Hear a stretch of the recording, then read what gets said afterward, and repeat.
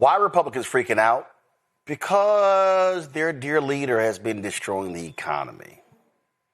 Now, the place that has been totally delusional regarding the economy has been Fox News and Fox Business.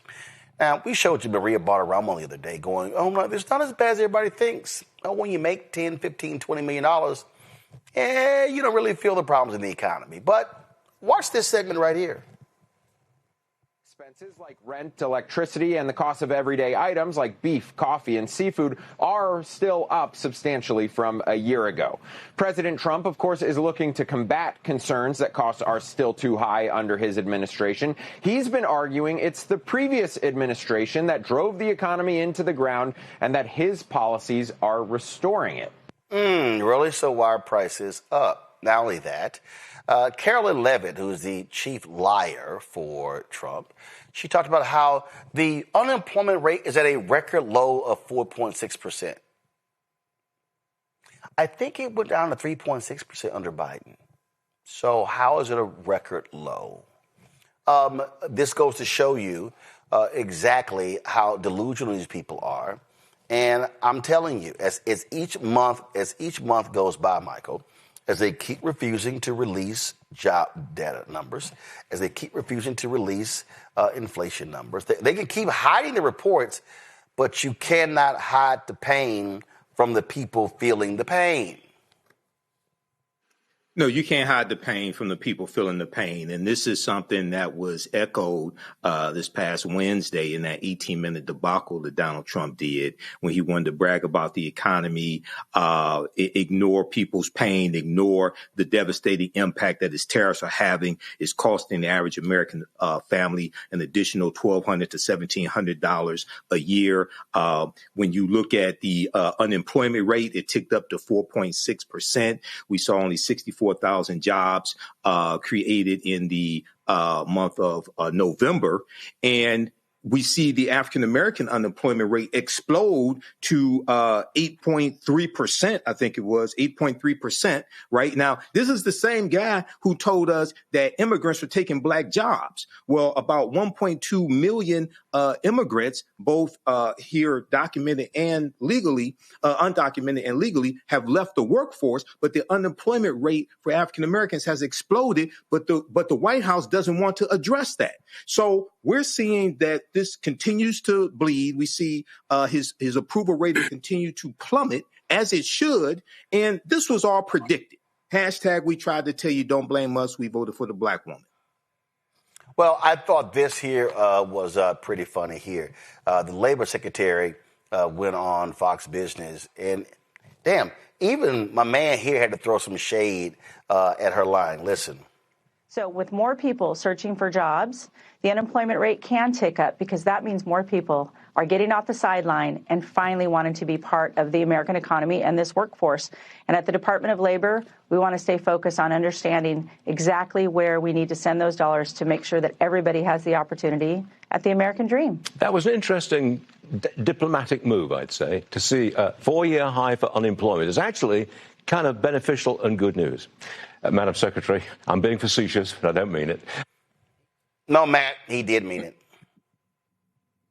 Well, he did. I like the shade, though. I mean, I think that was a very British way to do that. It's funny. But in any event, look, this is what we see them do, try to repackage it. And, I think either it was you, Roland, or somebody on your staff posted a clip that I saw on Instagram, I think yesterday, about this person in Congress, I can't remember which Congress member, talking about all the times the Trump administration claimed they were going to have a plan for health care and never came out with it. And I think this is very similar to that, because think about all the rhetoric we heard in the campaign last year about how, basically prices are going to go down day one. Biden's bad and he's kept your prices too high. And we're not feeling any difference. We're, right. People on the ground recognize that this stuff is not true. So for them to try to reframe even these unemployment numbers is absurd. It's insane. And it's just more rhetoric. And what we see from this administration is they don't ever call a spade a spade. They just reframe it and call it whatever they want to try to call it. But I think the problem is they're going to get called out during the elections because people are still feeling the pain in their pocketbooks. And I think there's a lot of concern right now across the United States about job retention, about keeping jobs with AI as the advent of AI continues to version. So I think that's a huge issue. And it seems to me they're slow playing it and underplaying it and are trying to get sound bites rather than make sound economic decisions that chart a better course. In fact, here was another discussion on Fox Business. Look, when they start telling truth to their white audience, it's going to be a problem. Month. That's 41 million homes sold on 4.13 million. 4.13 sold on an annualized basis. Yeah. That is not strong at all. That's just not. Here we are. Also, latest read on consumer sentiment. What's that number? A surprise drop to 52.9. This is a December number. It's the final number, so it's pretty recent. Consumers are just worried about the price of things and long-run inflation expectations as well. But with rather these dull numbers, the market seems to like it, perhaps implying that we'll get more Fed rate cuts. Actually, the market went up a little bit on both pieces of information being slightly weaker than the expected. Weakness, I think, is attractive. Bad news is actually good news for the market. Yeah. Maybe. Now, here's the thing that's important here, Win Cooney. They keep talking about the market. The market, though, the stock market, that's not the full picture of the American economy, because the vast number of people who don't even buy stocks and bonds. So if you keep looking at the market, that is not the barometer. And if they want to bank on that one, okay, this time next year, Republicans are going to be unpacking because they're going to be in the minority in the House and potentially the United States Senate.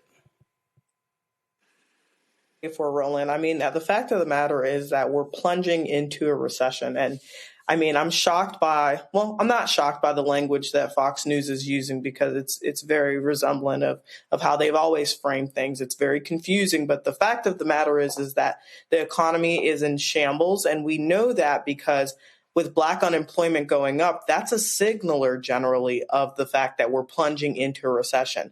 When you look at how long Black people are staying unemployed, Black women being unemployed at an average of 14.5 weeks long, and Black men about 12 weeks long, compared to white women and white men at 8.6 weeks and 9.6 weeks, you see that the changes are egregious. And I think the reason why the Trump administration simply does not care about the economy's bottom falling out is because they know that it's going to affect Black people first. They always say when America sneezes, Black people get the flu. And that's exactly what we're seeing here with the economy being downtrodden.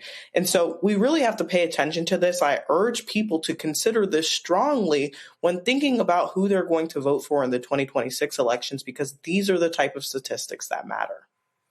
Absolutely. And so, y'all, numbers are numbers, and it's going to get worse for them. It's going to get worse, and it should get worse because if they want, and if they think, 2026, let's keep blaming it on Biden. All right, try it. But I'm telling you, that ain't going to work. You think it's going to work. That ain't going to work. This is your chance to own a piece of the creator economy. And with Start Engine, investing in Fanbase couldn't be easier. Just visit startengine.com/fanbase and click Get Equity. Opportunities like this don't stay open long, but your investment can help build a platform that pushes the future of social media forward.